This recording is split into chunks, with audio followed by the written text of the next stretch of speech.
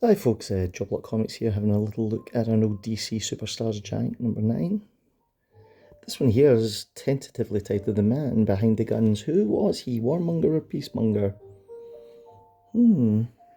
So it's quite a challenging premise. Here we go, you got Ernie Chaw or Ernie Chan, depending on when you're reading this. And you get Vinnie Coletta doing the inks, although the inks are pretty good in this. So what on earth is this? Well, DC Superstars was a sort of anthology book, and it was a reprint title. So this one here is obviously all about guns, yeah? And what we're getting here is a selection of reprints, all with guns as the theme. So you see what they've done there, yeah? So I think these books, when were they, 70s? 76. So these reprint books, they give people a chance to look at old comics, because this is from when? 1961, this original one here, yeah.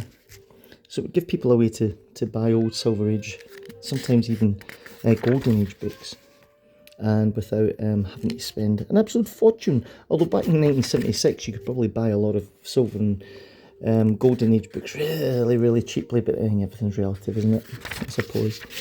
You know you're a comic book fan when somebody asks you what you would do with a time machine. You would say you would go back and you would buy up Hulk 181 and Giant X-Men 1 and Amazing Fantasy 15. So yeah, that's something only comic collectors answer.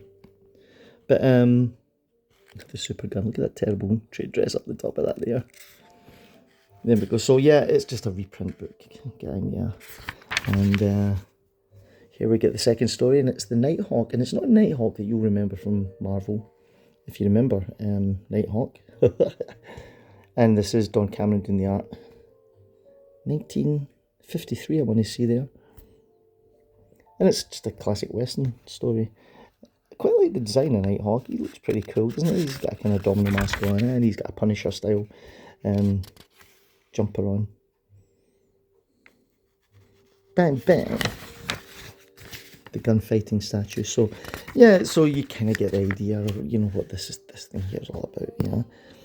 Again, the good thing about these reprint books from the 70s is that there's never any sort of great value to them, and if you're really interested, you could probably you could go back and buy these. Even today, you get these for just a few quid.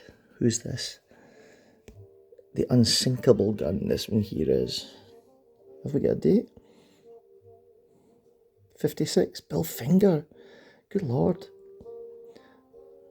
Ross Andrew and Mike Esposito. So yeah, Bill Finger writing this. That's quite a surprise.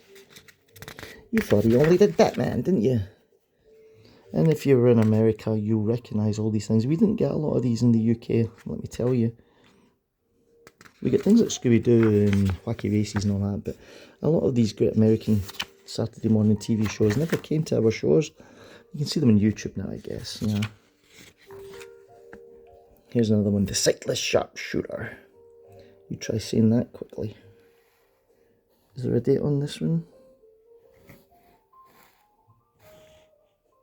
No, I don't think there is. Kinda looks Golden Age, doesn't it?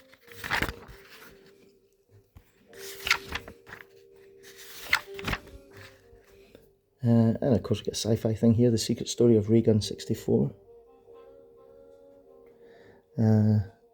John Broome writing this, Frank Giacoia, 1951.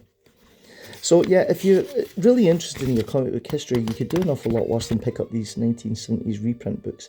DC Superstars they're called. If you look on eBay or whatever your auction house is and see if they've got any of these, they're really cheap and they're really great fun. And if you don't like one story, it doesn't matter, because you know there'll be another one around the corner. Next issue, Strange Sports Stories. There you go, no letters page, nothing to it. So there you go, The Man Behind the Gun. Hope you enjoyed looking at that. If it brings back memories, then that makes me happy. Thanks for having a look. Please subscribe to the channel. I'll see you all in the next one.